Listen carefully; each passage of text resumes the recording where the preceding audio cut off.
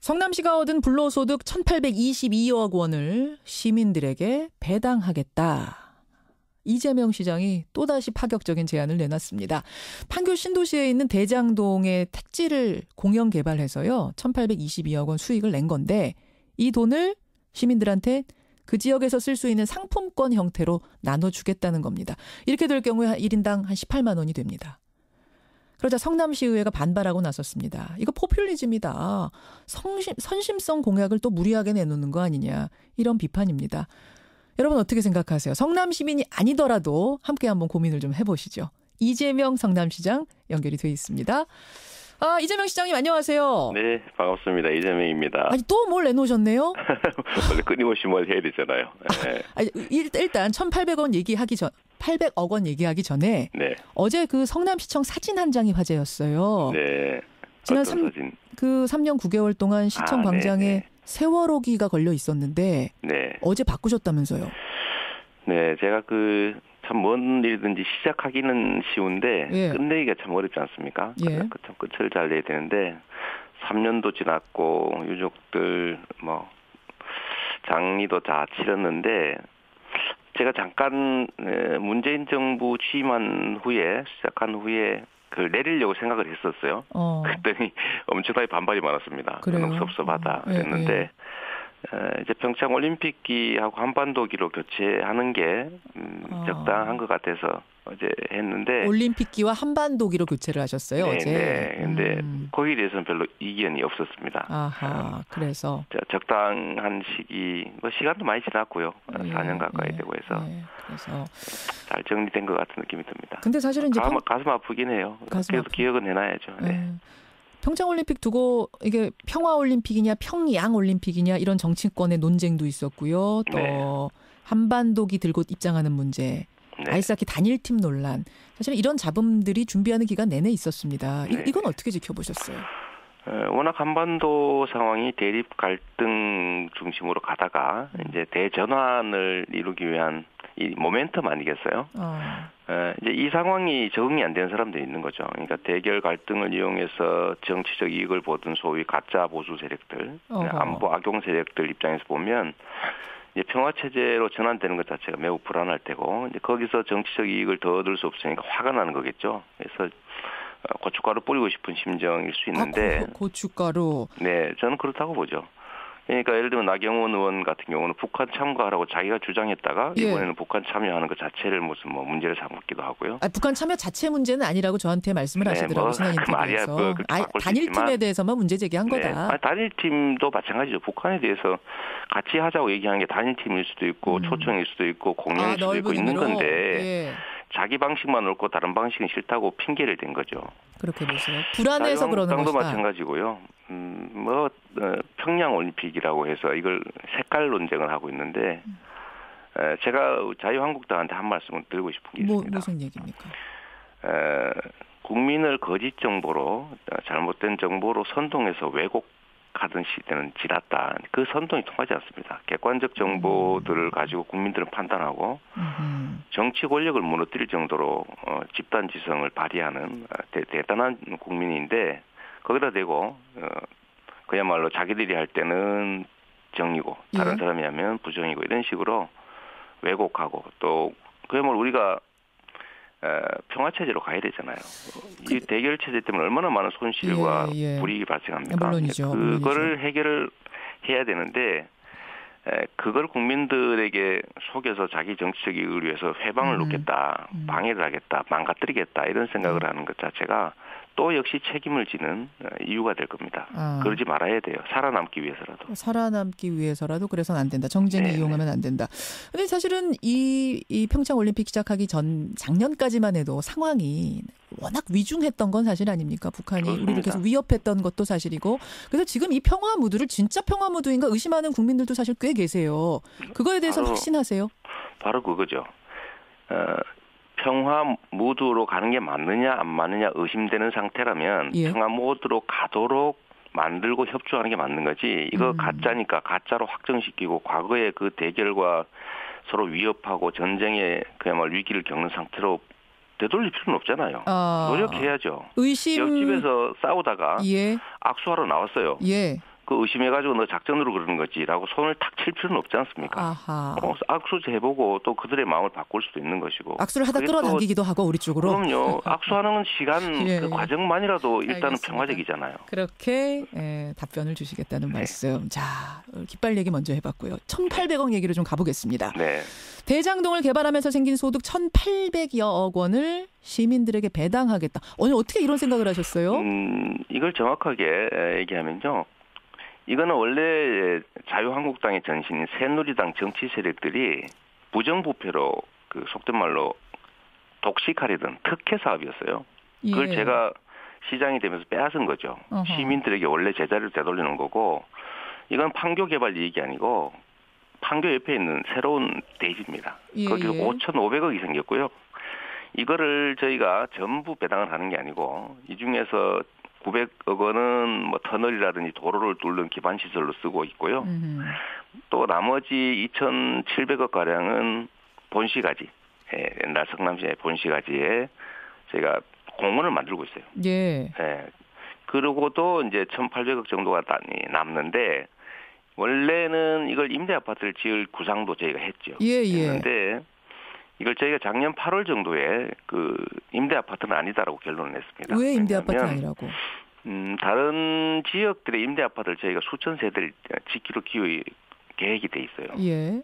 그리고 여기는 땅으로 원래 받을 계획이었는데 1,800억 상당의 임대 아파트 부지를 받을 생각이었는데 그걸 받아놓으면 또 수백억 원의 부채를 지면서 아파트를 지어야 됩니다. 건설을 해야 된다. 또 관리 비용이 계속 그래서 들어가게 바꾸신 되죠. 거군요. 사실은 제가 작년에 바뀐 겁니다. 이미 작년. 그 질문을 좀 드리려고 했어요. 반대하시는 분들 중에 많은 분들이 거기 임대 아파트 조성 계획 원래 있었지 않았느냐. 네. 사실은 임대 아파트를 거기다 조성을 하면은 이거는 장기적으로 많은 사람들이 혜택을 얻게 되는데 지금 18만 원씩 나눠주는 거는 일회성으로 끝나버린다.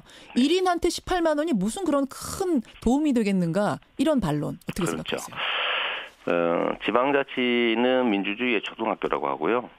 또 정치를 잘하면 자다가도 날벼락이 아니라 떡이 생길 수가 있다. 잘못하면 자다가 날벼락 맞는다. 이런 걸 배우는 과정이라는 거예요. 이게 매우 중요한 개념인데 이미 5,500억이라고 하는 특정 정치 세력이 독식할 특혜를 회수했다는 거 중요하고요. 그중에서 3분의 2 가량은 이미 기반시설 비용으로 쓰고 있어요. 전 시민의 혜택이 되는 장기시설로.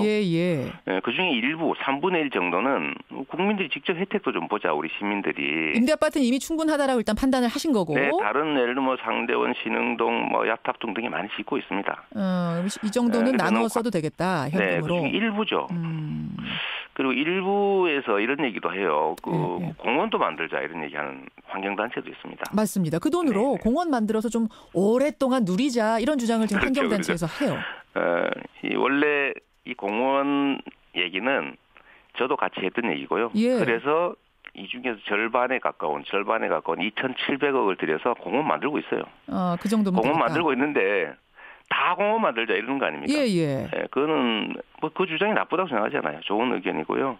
근데 너무 공원 사업에 100% 다 쓸 일은 아니라는 거죠. 쓸 일은 아니다. 그중에 일부 절반은 이미 공원 사업에 썼는데 2,700억으로 지금 토지 매입하고 있거든요. 도심에 공원을 만들기 위해서 엄청나게 비싼 대지를 매입하고 있어요. 지금 이제 청취자 문자 굉장히 많이 들어와요. 조금 보자면 허선님은 성남 부럽습니다. 장만고님 찬성합니다. 이런 분이 있는가 하면 박상호님은 시장님 이번에는 과한 것 같아요. 이런 문자도 이번에는 과하다. 18만 원 그거 줘가지고 그거 갖고 뭐 하느냐.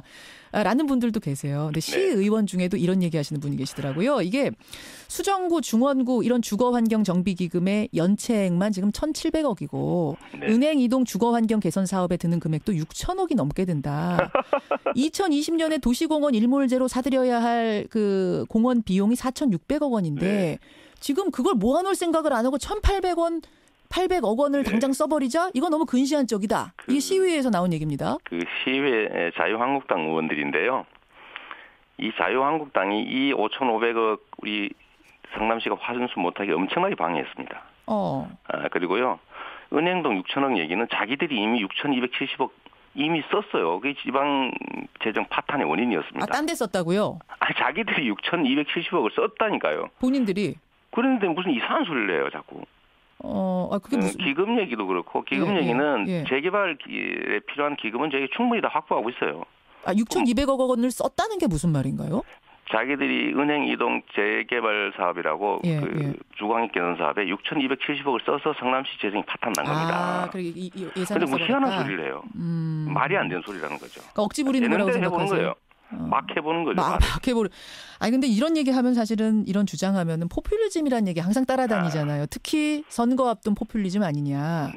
어떻게 생각하세요? 시민들의 이익을 위해서 시민들에게 필요한 정책을 하고 시민들에게 지지를 받는다. 이게 대의민주주의의 기본 구조인데 시민들이 이익을 보도록 특정 정치 세력이 불로소득할 특혜를 환수한 거 잘했잖아요. 그중에 일부는 기반시설 확보하고 있어요. 도로, 터널 만들고 있어요. 그중에 일부는 공원 2,700대에서 만들고 있어요.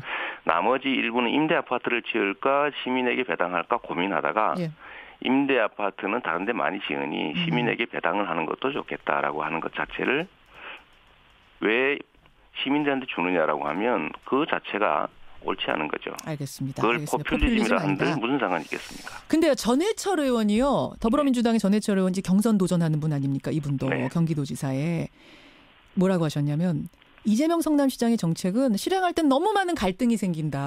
찬반 논란 없이 진행되는 게 없다. 차라리 경기지사 말고 당에 와서 역할을 하셔라. 그러셨더라고요. 왜 웃으세요? 뭐 좋은 의견이죠. 뭐 그렇게 생각할 수 있고요. 그런데 저는 시민들에게 필요하고 시민들이 원하고 해야 될 일인데 누군가가 부당하게 발목을 잡으면 갈등이 생기고 시끄럽더라도 해야 된다는 사람이죠. 갈등이 생기면 생겨야 된다? 갈등 없이 할 수 있는 거는 그건 예수님이 기적으로 하시는 일이고요. 세상의 정치 집단들이 하는 일은 모두 갈등이 있습니다. 갈등 없이 하는 건 정치가 할 필요 없죠. 그냥 하면 되는 거예요. 근데 갈등 안 만들고 잘 설득해 가면서 자본 아니면 이렇게 할 수는 없어요? 정치적으로? 예를 들면 소방관이 불 끄러 가는데 누가 불 끄면 칭찬받을까 봐 발목을 잡아요, 부당하게. 그러면 그거 발목 잡는 거 잡으니까 그래 불 끄지 말고 우리끼리 잘 지내자 해야 됩니까? 집어 차고라도 가서 불을 꺼야 됩니까? 이 비유가 딱 맞는 건지 모르겠습니다. 성남시의 자유한국당은요. 발목 잡기 무조건 반대 부결 삭감 전문당이에요. 찬성해서 한 일이 없어요. 기업 유치도 지금 반대하고 있어요. 알겠습니다. 자기들이 찬성했던 백현 유원지 개발도 마지막 단계에서 틀어가지고 2년 동안 못하고 있습니다. 기업 유치를 반대한다니까요. 어떻게 보면 갈등이 당연한 상황이다. 성남시는 그걸 이해해달라 그 말씀이세요. 정치에서 갈등이 없이 하겠다는 것은요. 자기가 신이 되겠다는 얘기 비슷한 겁니다.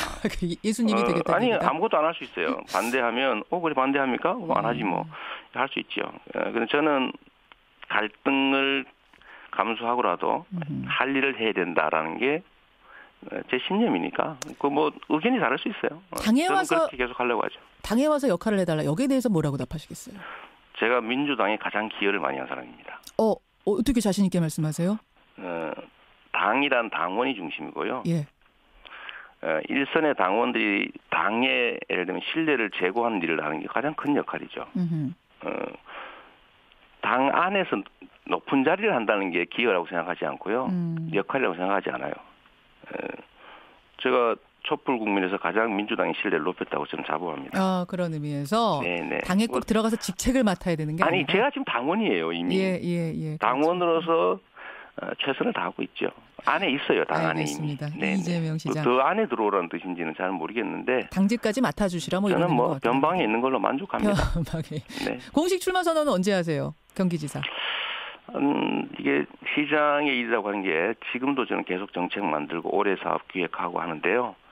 1시간이 100만 시간의 가치가 있지 않습니까? 시민들이 100만 명이니까. 마지막 순간까지 시장에 최선을 다하려고 하고요. 그래서 지금도 끊임없이 정책은 개발하고 있습니다. 알겠습니다. 알겠습니다. 여기까지 말씀 듣도록 하죠. 고맙습니다. 네, 감사합니다. 이재명 성남시장이었습니다.